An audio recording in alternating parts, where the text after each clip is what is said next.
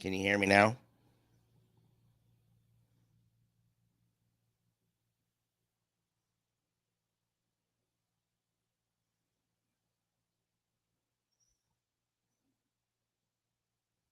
Can you hear me now?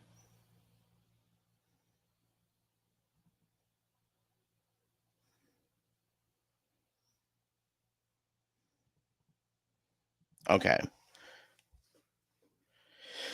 Now, since I got this new microphone, there's actually an on and off switch to it. You can't just, well, technically, if I leave the on switch on, it'll just work, but I don't like leaving the on switch on. Um, but yeah.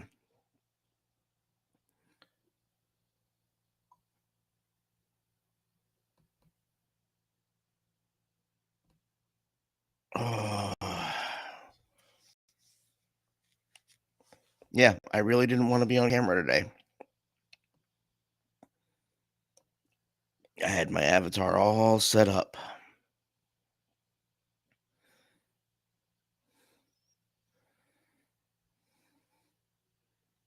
What's cool?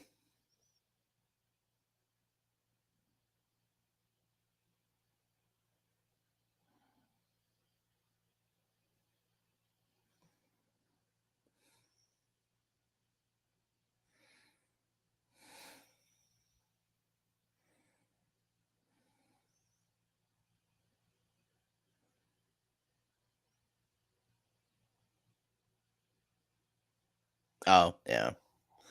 Yeah, it's a better mic than what I was using. Um, it definitely, well, in my opinion, sounds better, but it's just different to get used to. See, I'm smart. I don't use Streamlabs. I'm using Restream.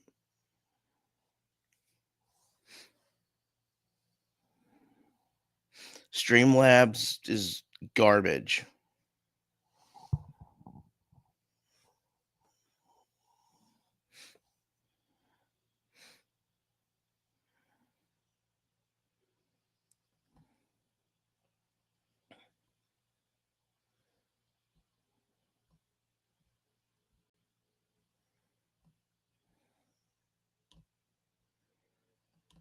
Yeah, because usually I'll use OBS and Stream Elements, but I decided to use a program that a lot of people use when they do live streams. It's called Restream, just a website.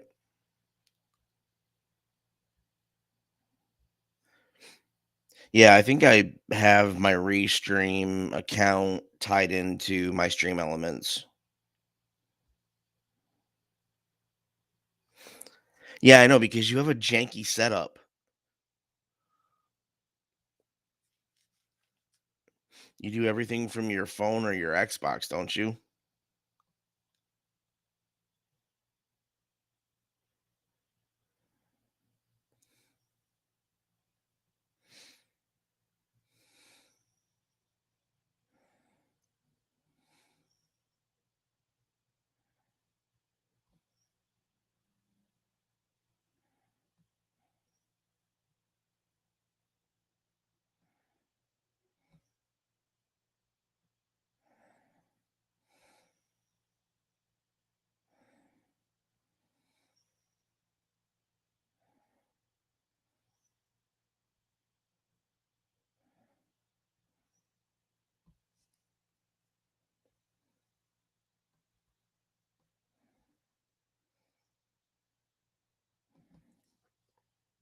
How old is it?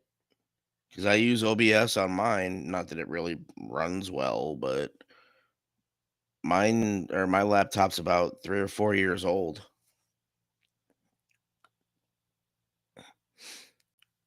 I just want to wait because I don't know. I want to wait and see if anybody else gets in here.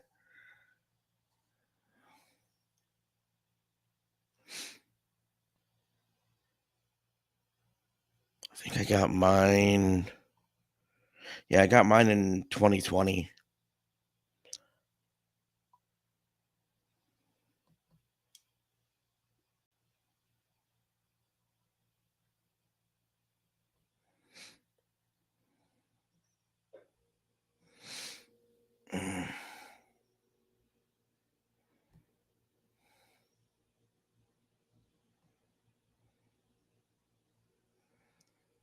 I haven't used Restream in so long. I'm trying to just get used to it again.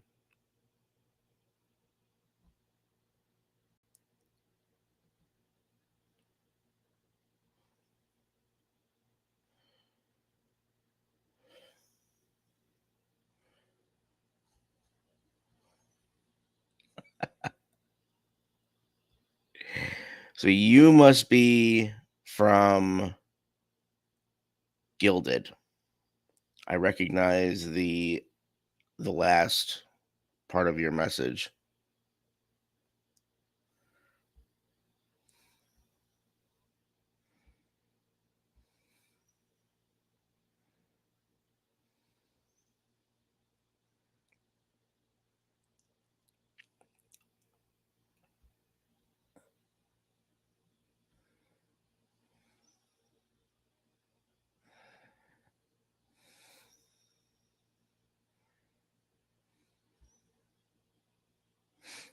A friend wants to fundraise to get Mr. the laptop. Yeah, I think what I'm gonna do, I mean, granted, my laptop seems to run pretty well. Um, but I'm going to probably get myself a desktop setup. Um,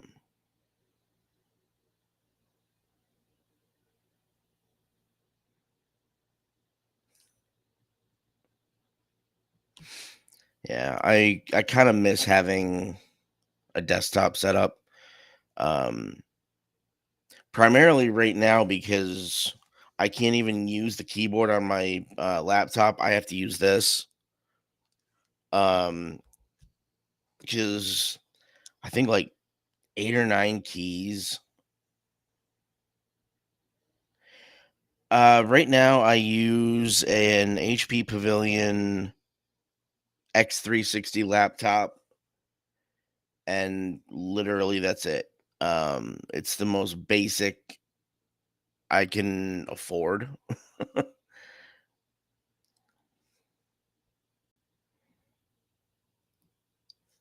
I definitely want to upgrade at some point. It's just I thought I was hoping by now that with the podcast that I'm doing and the other projects that we have, that um myself and my podcast co-host would be able to start monetizing everything, and it just hasn't quite lined up yet.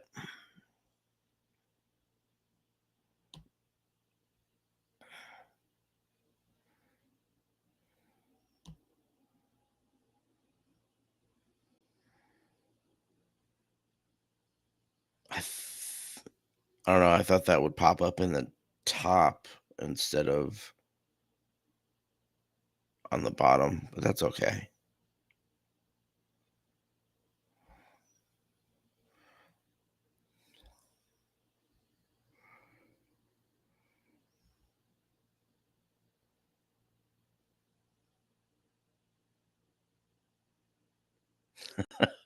Um, I think I'm trying to remember before the one I have right now, because the one I have is, I believe they call it a convertible because it's a touch screen and you can actually literally bend it over so that it can be used as a drawing tablet, which is why I got it. But I've never actually used it like that because the problem I have with laptops is um, the battery seems to never last long enough.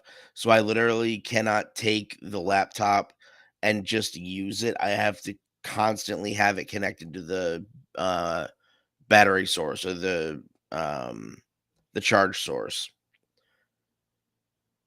And for some reason, my laptop prior to this was the same way, and that actually was an HP as well.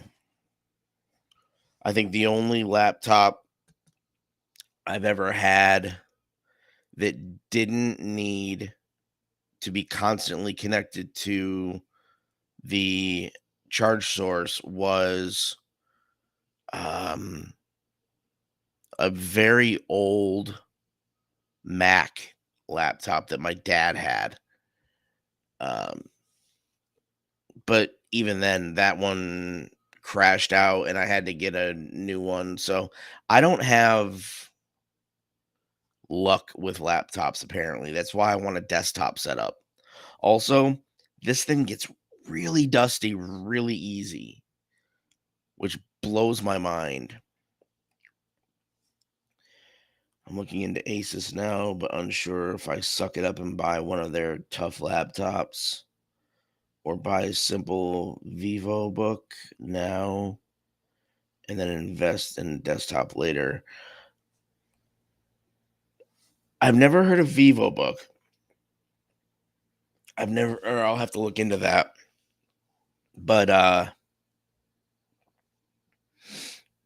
yeah, I mean, the problem I have with getting the desktop set up is I live in an apartment complex and, God forbid I move. I don't want to move with more stuff than what I came in with. You know what I mean? And I've been here almost 3 years in this particular apartment complex.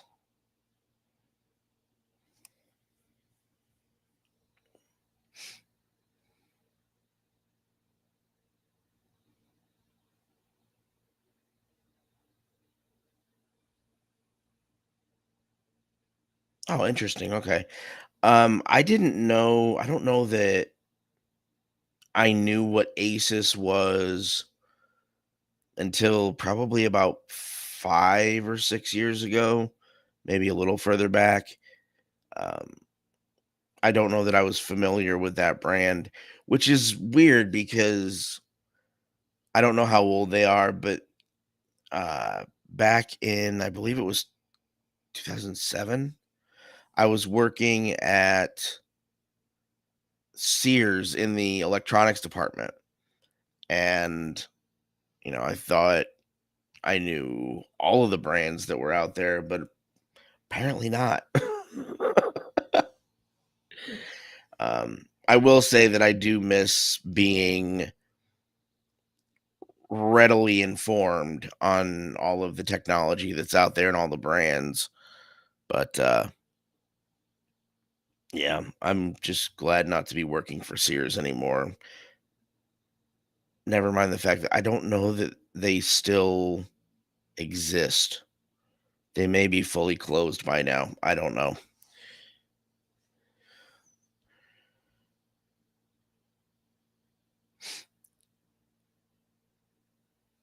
So I'm probably gonna say your name wrong. Redoubt, is that how you pronounce it?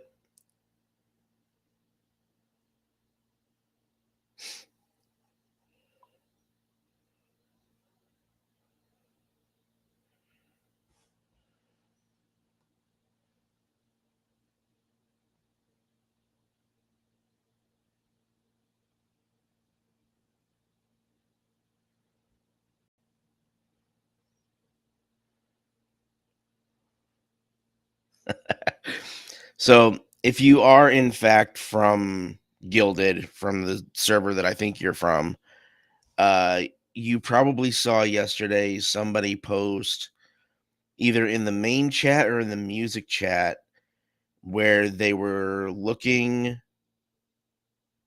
or they were trying to watch an old System of a Down music video. Did you see that post?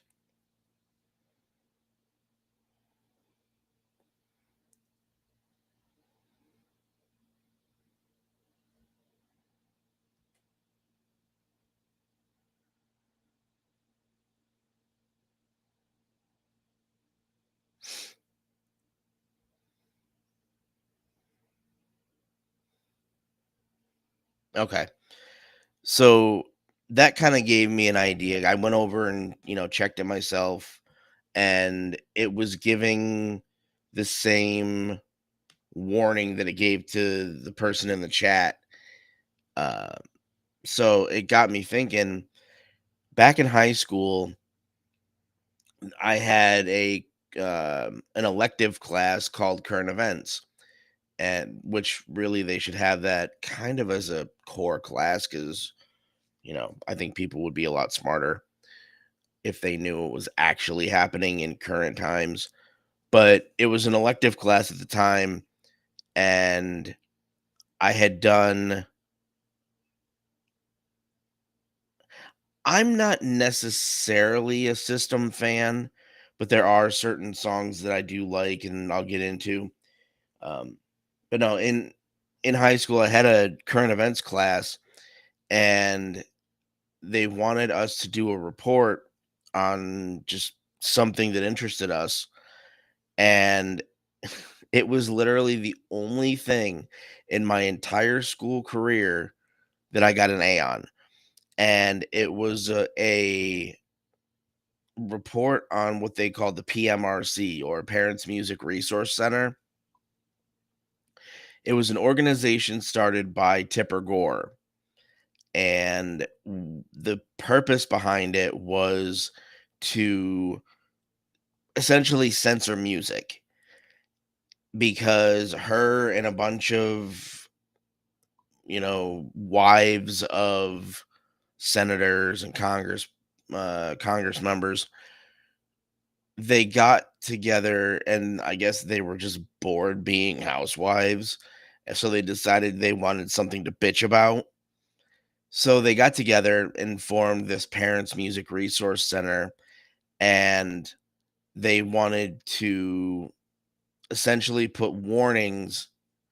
Yes, it's absolutely that one. I love watching the old Senate hearings where D. Snyder just completely destroyed the entire argument they had. But unfortunately, he didn't entirely destroy it because up until they stopped selling physical media, they had the parental advisory sticker on it. Um, but it just, when I saw the fact that YouTube was, oh yeah, and that's actually one of the reasons that I wanted to do it, because we're facing so much potential censorship today, and I don't know if I don't know if there are enough people that are willing to go the distance that D. Snyder did. I know damn well Hollywood isn't. Hollywood, as long as they're not silenced, they're fine. They'll silence, the common man without even thinking about it. Um, but I don't know if there are enough of us common folk today that are willing to go the lengths that D. Snyder, Frank Zappa, John Denver, any of them. I don't know if there are enough of us that are willing to go the lengths that they did to make sure that censorship wasn't a thing.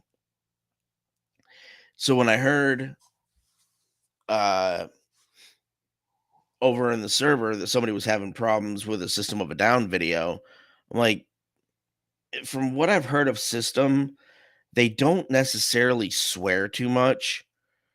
Uh so I had to dig into it and see why that particular video was being censored. And I think actually somebody put it in the uh the chat in the server.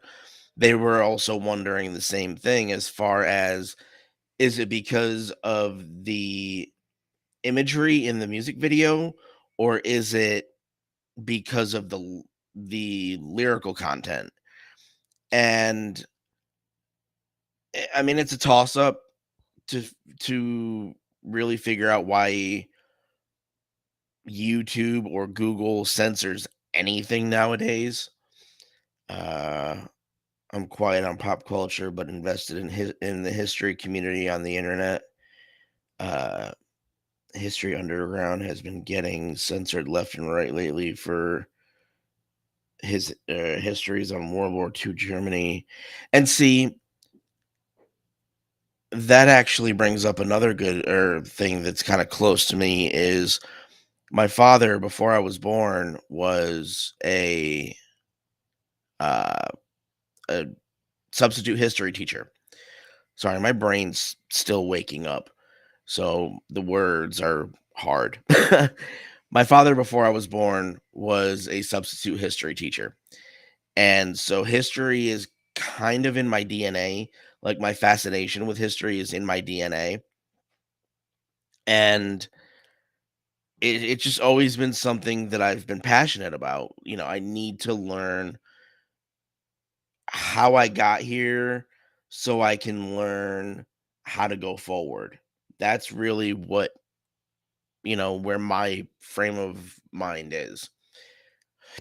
The problem started when I was trying to have a historical conversation with my father, and all of a sudden, even though I was able to factually prove the argument that I was making, he and I got into an argument, and it's like, how can you have been a history teacher and not actually back what history is has proven?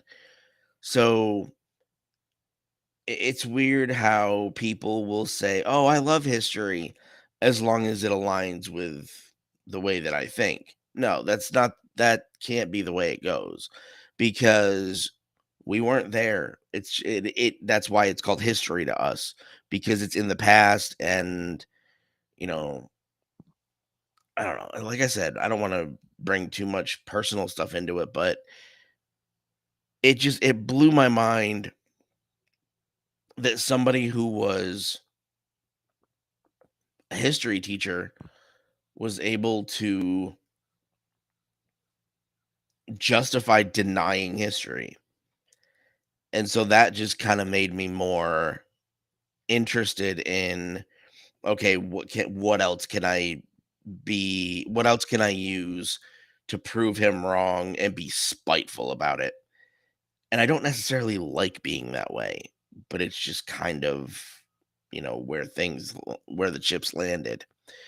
Um but as far as pop culture, there is an associate of mine who has a podcast called Generation S, and I don't know how old you are, but it's that weird geometric shaped S that we all used to draw on our notebooks and on the cover, well, not on the actual covers, but on the covers that we put on our textbooks. So it's called the Generation S podcast, and he talks about all things nostalgia from the late 80s into the 90s and early 2000s. And I listened to his show, and obviously everything mentioned in that show is historical to us because of the age that we currently are. And I look back at actual history that affects everybody, and I'm like, how are people willing to embrace nostalgic history, but actual history that has made an impact on people as a whole, you're willing to just completely write that off and because it doesn't line up with your feelings. That's what bothers me.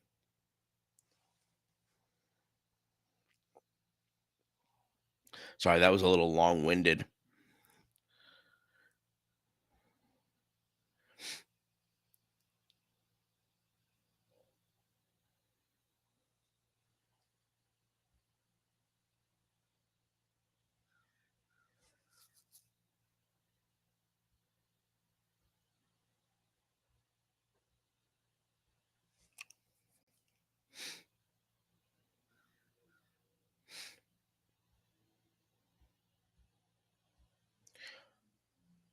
Are we talking about the mustache guy? As far as he who must be not named, the mustache guy?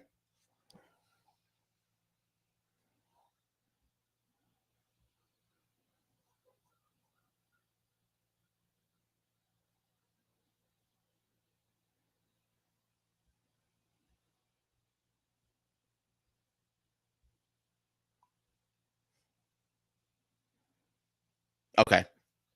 Yeah, I figured that's who we were talking about. Anybody with a brain would never embrace or support the actions that he took. Um, it's okay, in my opinion, it's okay to try and understand why he did what he did, because just merely understanding why he did what he did doesn't mean you support what he's doing. I want to understand everything, which would probably make my head hurt. Um, and then there's just things I would rather not understand because they're just too ridiculous. But um, I think we need an understanding of why people do what they do.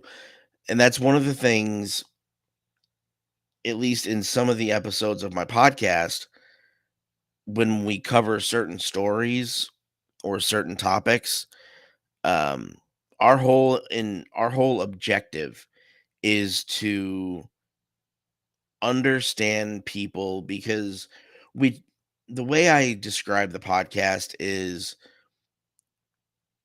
we were tired of seeing people that were unwilling to have conversations because they were too afraid of disagreeing with each other.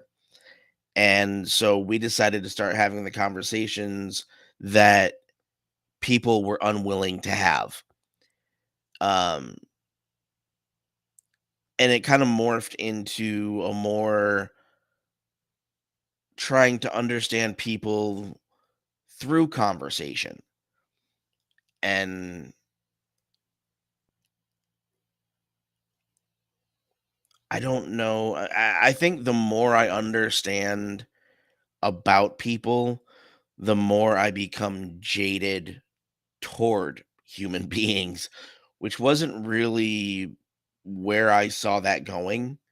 I thought that I would have more of a connection with people once I understood them. Um, but I think with what we have discussed on the podcast, I think it's just made me a little bit more jaded toward people.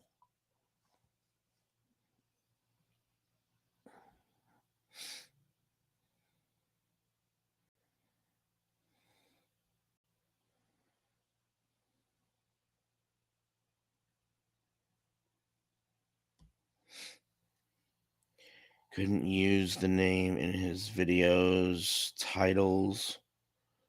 Had to call him guy with the funny mustache. I mean, that's about right for YouTube.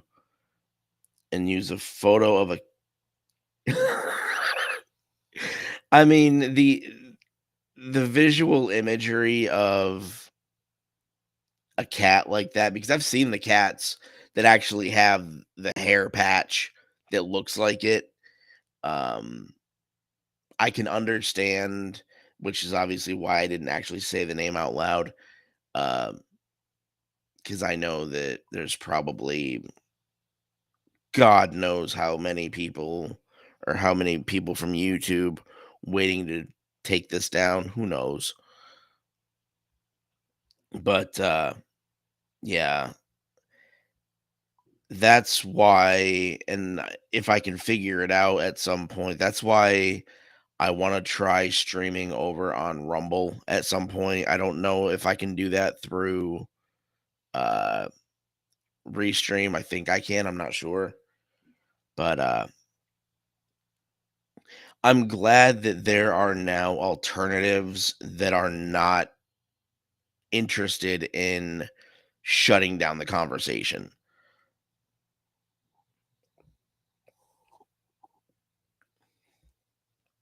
It was a day-long saga. I think it took 3 or 4 edits before it got approved. Yeah, that's kinda par for the course with YouTube, um, unfortunately. Um,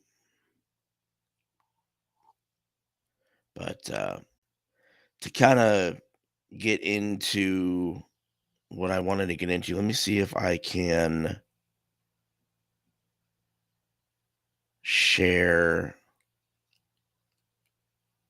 a certain window.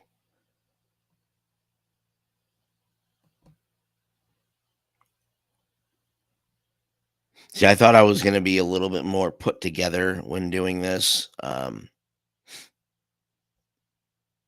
because I kinda have maybe too high standards for myself as far as how I present the things that I decide to do. Um, let me see. So,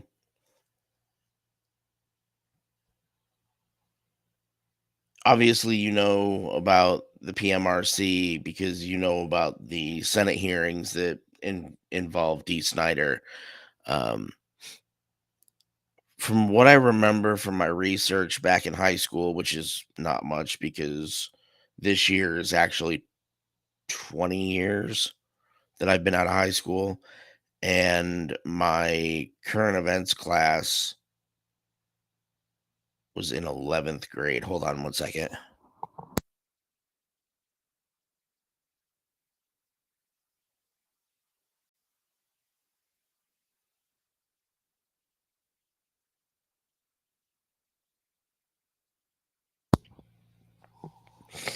Uh,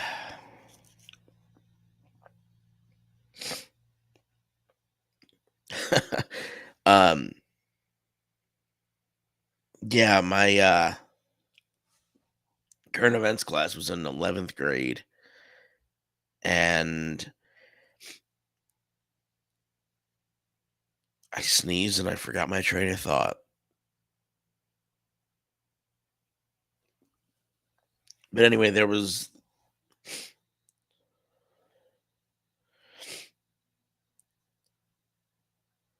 see, now that song is going to be stuck in my head, which I don't mind because it's a good song. But I'm glad that you know the older music, even though I don't, I mean, depending on your age, I know I didn't grow up with that or with that song when it first came out because I'm only 38. That was long before. Um, do you know the history behind that song?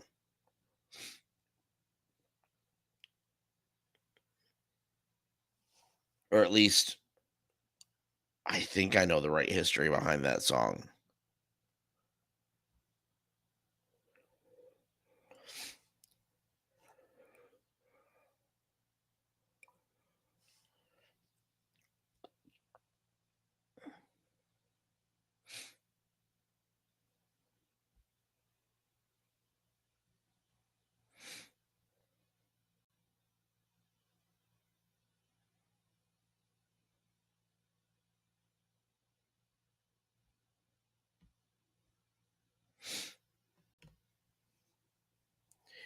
Yeah, do you remember what they what they deemed the day the music died? Do you remember what event caused them to come up with? Yep.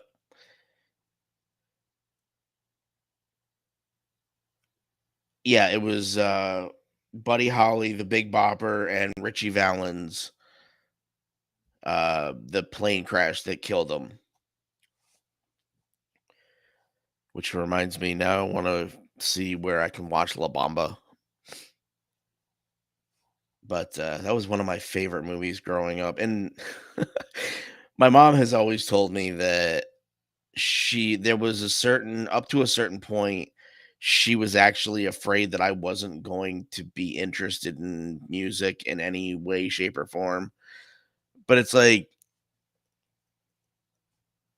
with growing up with a movie like La Bamba, how can you not be interested in music in some way?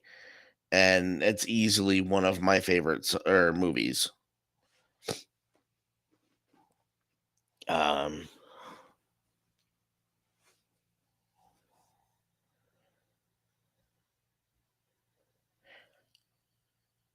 was that in the movie? I don't remember Waylon being a part of that. I don't remember Waylon being a part of that story.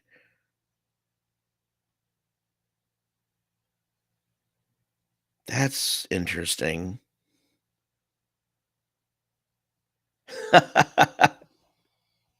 No, it's fine. No, I'm honestly conversation in general is fine with me. Uh, but no, you get I really need to be a little bit more put together the next time I do this. Um, you get a group of people like you know, the wives of powerful people who are just bored at home saying, "Oh, we need to censor this." And I'm 99% sure, because people have actually argued this point with me in recent years. But based on my research back in high school, I'm 99% sure that the very first album to receive the parental advisory sticker was actually an instrumental album by Frank Zappa. That is how ridiculous uh, censorship is and the people that push for it. I don't I don't know why people have argued that point with me in recent years. I don't think I was wrong about that, but there is let me see. There is a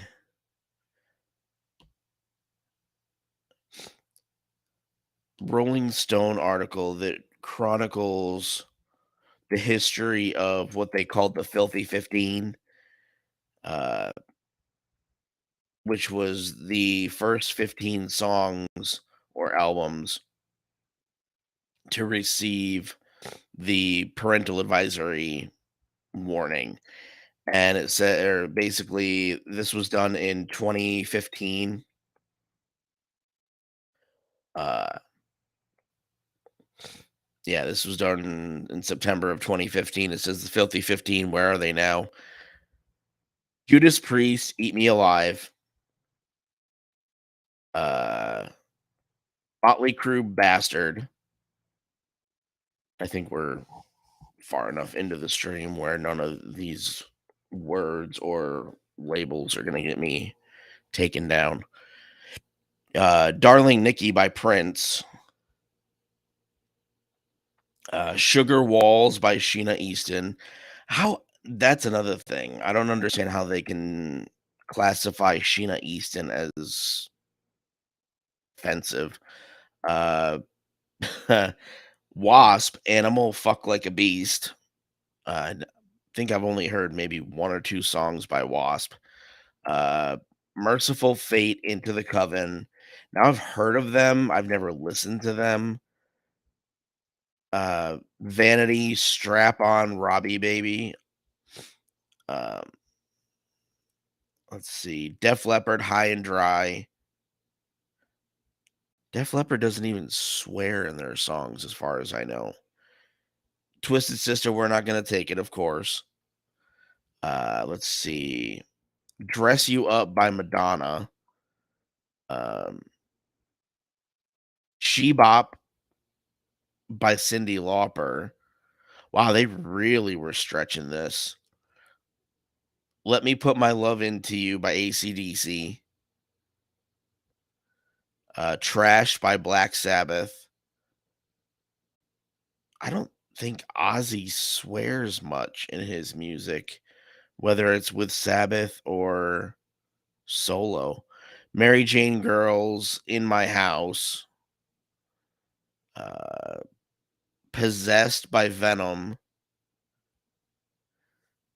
It I guess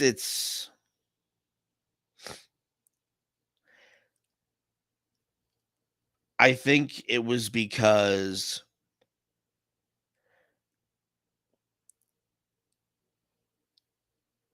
I'm trying to remember the visual from the music video, because and that's why it pisses me off that MTV became what it became, just a bunch of stupid reality bullshit, because yes, the music itself, if Ozzy swore, we wouldn't know. I mean, you're not wrong. I think with our generation, we had the benefit of music videos so that while the lyrics told a story, you could visually see the story being told through the music video. And I think that what MTV eventually morphed into, it no longer gave us that visual representation of the story they were trying to tell. And like with Welcome to the Jungle by Guns N' Roses. Now, it's not an explicit song, but it's the first example I can, uh, tell or use, because Guns N' Roses is actually the reason that I started listening to music. Uh, with Welcome to the Jungle, you see in the beginning, you see Axel getting off the bus in LA, and his whole reason for writing that song was he had just gotten to LA from Indiana, and it was something that kind of overwhelmed him because he had never been in an environment like that before. And in Indiana, I don't necessarily know if he encountered a lot of homeless people, but obviously in LA, even back in the 80s, and especially now, you encounter probably more homeless people than you do people that have homes. Uh, but the whole concept of Welcome to the Jungle was when he got off the bus in LA, he encountered a homeless man, and they literally said, "Welcome to the jungle, you're gonna die." And that's exactly why he came up with that song and that lyric. Twisted Sister were beating up the evil teacher in his home, or at his home, not to be confused with them beating up the evil teacher in school with I Wanna Rock. They didn't like teachers, did they? I mean, in modern times, I can kind of understand that because teachers have gone off the deep end nowadays. Yeah, and I think that's why they got away with it, with because it was very cartoonish, and I don't necessarily, and this is why I have to wonder why Tipper Gore took that shtick of Twisted Sister seriously, because a bunch of men dressed up as very interesting looking women. Uh, they were just terrifying looking women. Uh, but think about it. That was the aesthetic of that era, because you had the likes of Guns N' Roses, who really didn't do the whole androgynous thing. They didn't dress up like women. They had the long hair, obviously, but they didn't necessarily dress up like women. But you had the likes of Twisted Sister, who were the ugly version of women. You had Poison, Motley Crue, um, I think Rat even dressed up like women. So I don't know if the visual representation of what these bands were was what triggered Tipper Gore, or if she actually listened to the lyrics of these songs, because you have to have an intellectual brain to be able to understand the stories that these lyrics are trying to tell. What frustrates me is what was being censored in the 80s and what is allowed in the 2020s. Not that I support censorship, but I can't stomach hypocrisy. And you're not wrong. You're absolutely right. Um, they've kind of done a complete 180 and flipped the concept of censorship on its ass.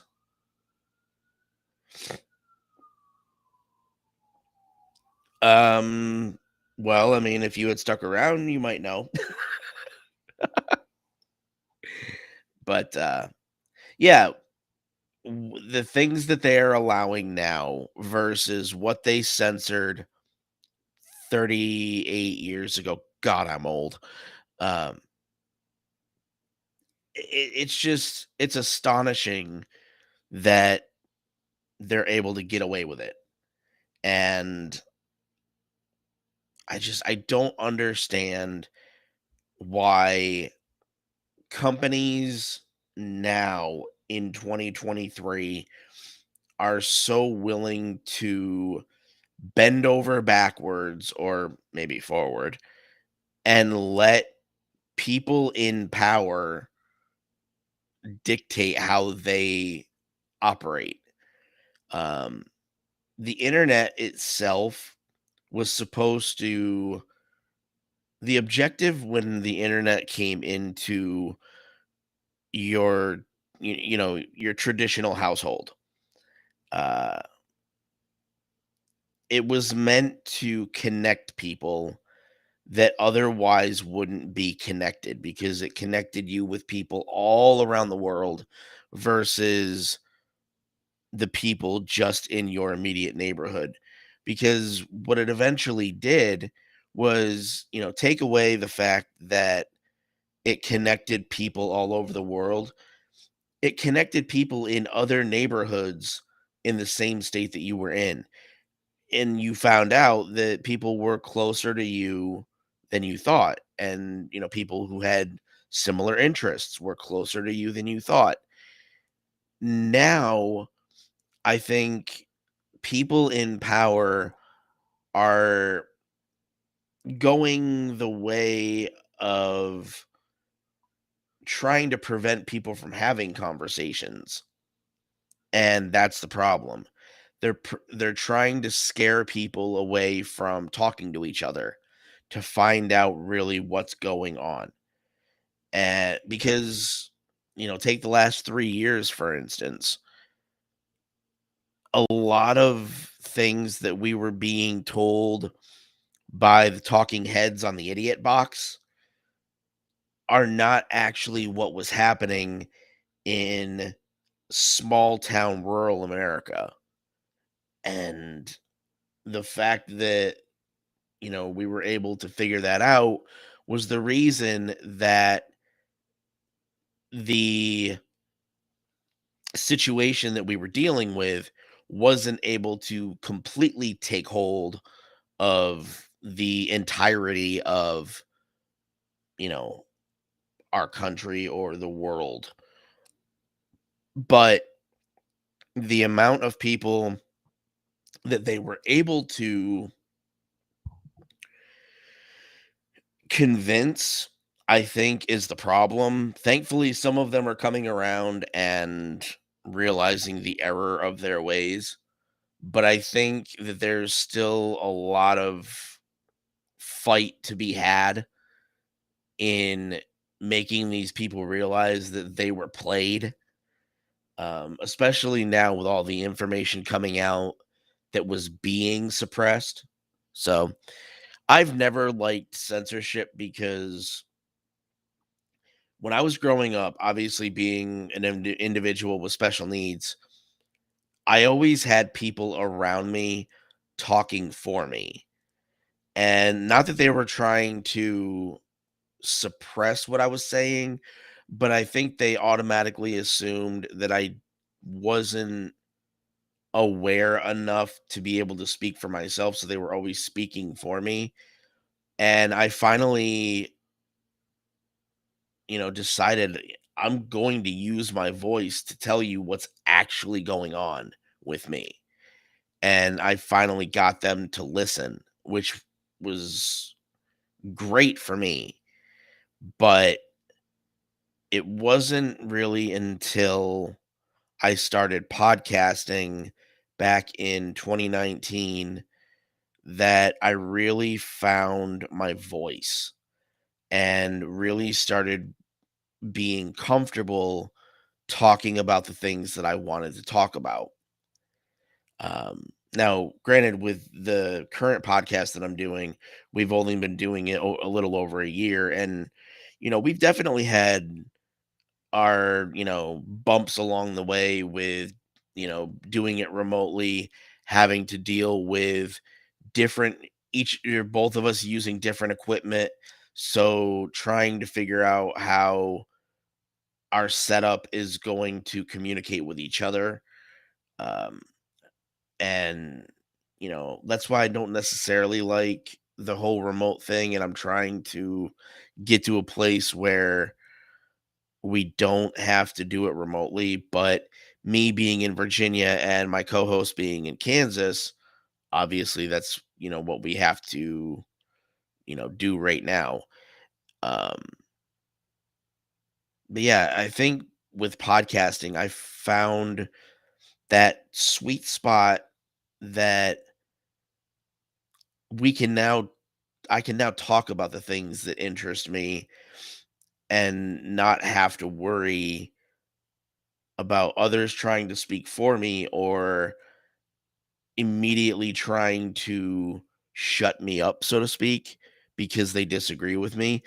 Once they hear the episode, yeah, they can respond to it, but I've already stated my case and, put my ideas out there, which is fun, which, is ultimately what I want because then it becomes a conversation, which is why we named it Chaos and Conversation because we want to break through the chaos by having conversations.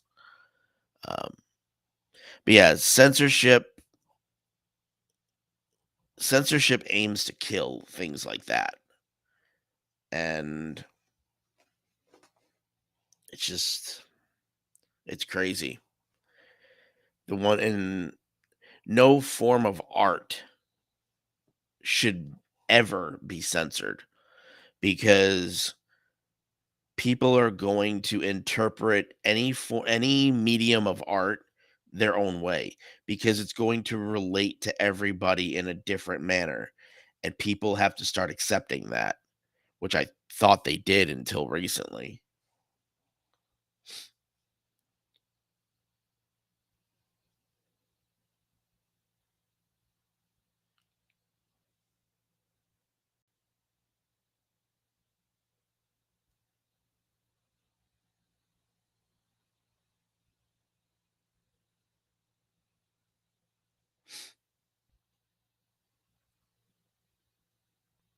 Did I bore you guys to sleep?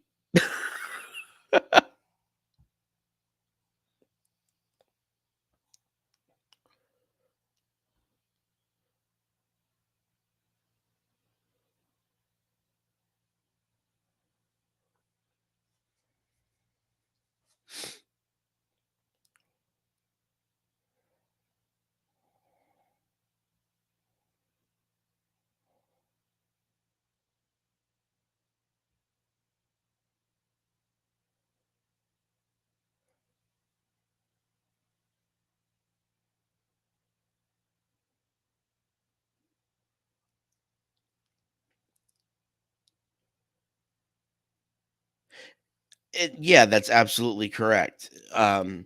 I think the biggest problem right now is there's too big of a swath of people who are willing to call for censorship, but not actually take action to censor. Like they're comfortable letting they're comfortable complaining to other people to censor the things that they don't want to hear or see, but they themselves are not willing to take the action to do it. And the other thing with censorship is these people that are so pro censorship, I think what they don't realize is eventually it could come back and bite them in the ass, because eventually if you're pushing for something that is negative in nature, eventually that negative thing is going to come back and bite you in the ass.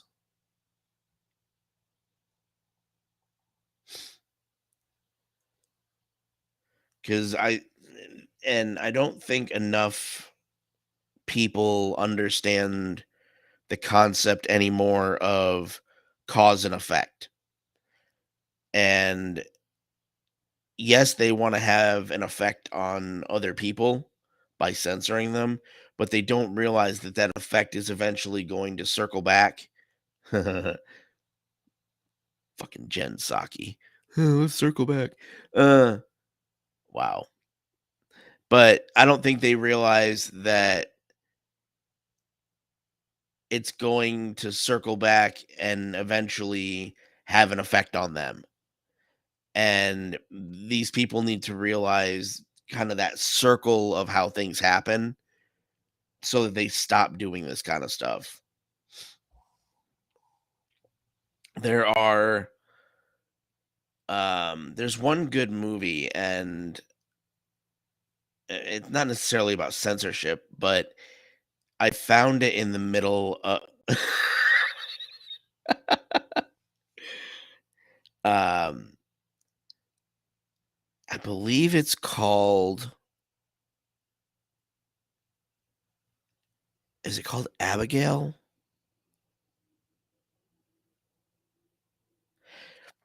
It's a Turkish movie.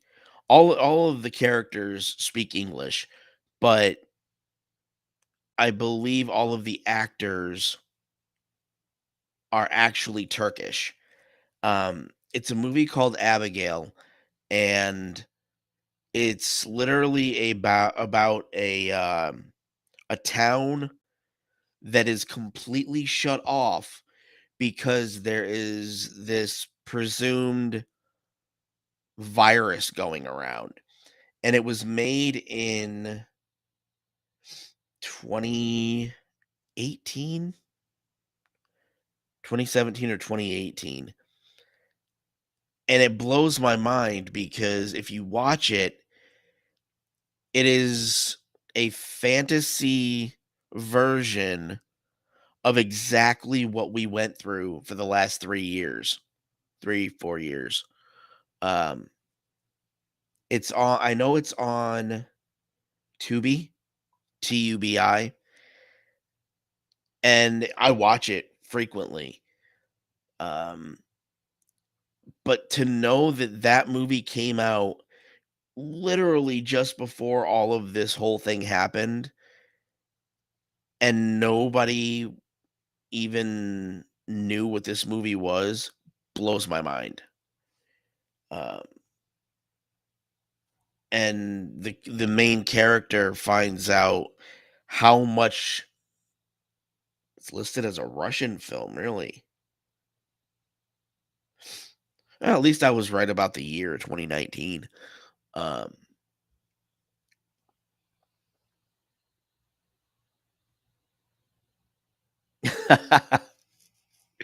no, no problem at all. No, I knew what you meant. Um, and even you know either or, it's just it blew my mind the parallels that it drew between what was happening in the movie and what was happening in real life. So if you ever get a chance to watch it, do definitely watch it. It's fascinating. And I think the other one I found, it doesn't have anything to do with what we dealt with, but just another good movie. I believe it's called Absolution. It's this girl who is kind of a different sort of empath, and she has this ability to take on the negative emotions of other people, but every time she does, it weakens her and literally makes her sick. Um, and I found these movies back to back, um, about 2 years ago, and they're just fascinating. But that's what I mean when I say that more people need to understand that art reflects life, and they need to embrace art in any of its forms to be able to understand life. That's why, when it comes to music, that's why people were so connected to the likes of, Linkin Park, because the people that gravitated toward that music were most likely going through a lot of the same stuff that Chester Bennington was going through. And so, it drew them in and made them understand what was going on. Um, in a and it kind of cleared their head and made them be able to interpret things so they could deal with them better. Uh, that's why the censorship needs to essentially go the way of the dodo, as they say, because the less censorship you have, the more control you have over how you are able to see things, hear things, the more you're able to understand what's actually going on around you. And that's where we need to be. That's how we progress as a species, as a worldwide community, is just we need to, as I say when I'm telling people about the podcast, we seek to understand ourselves by understanding others through means of conversation. And that's how I always kind of describe the podcast to people. And I think that's what we need to kind of you know, embed into our brains, is the only way we're going to get out of them, because nobody's going to get out of this alive. We're all going to meet our fate someday. But the more understanding we have about ourselves and others is how we're going to enjoy our time. And we need to enjoy our time. That's really what it's all about.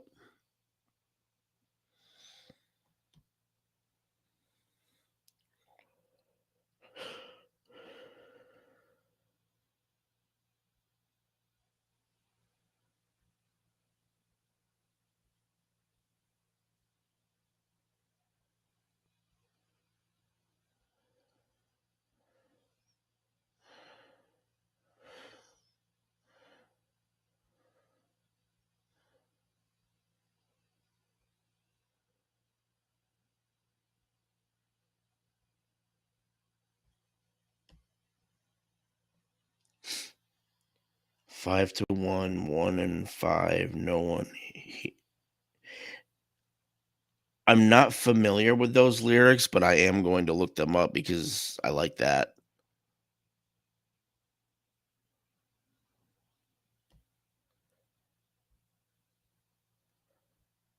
Apologies, I was on another screen when you put that in there. Um, but yeah, I like that. I have to look that up. But no, I appreciate you guys kind of sticking with me. I didn't even know how long this was going to go today. Um, at least I got the bugs worked out of it, you know, rather quickly. But if you guys have any suggestions as to, topics to have conversations about, definitely let me know. Um, the Facebook is scrolling on the bottom. Um, read out, how to reach me in other ways as well. Um, but yeah, this was fun. It's definitely going to become a daily morning show as long as my brain wakes up in time, because it'll give me a reason to get up early in the morning. No, but I appreciate you guys being here. Hopefully, as the show progresses, we'll get a larger audience and we'll get, a more a more deep conversation going. That'll be fun. So I'm gonna sign off and figure out what we're doing for tomorrow's show. And I'll see you guys, yeah, tomorrow morning.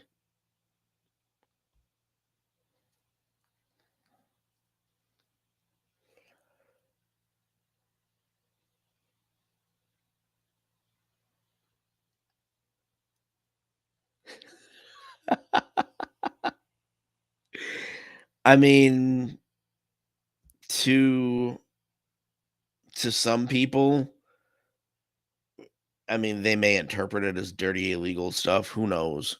Who knows how people think nowadays? I will see you guys tomorrow morning. Thanks for sticking around and having a good conversation.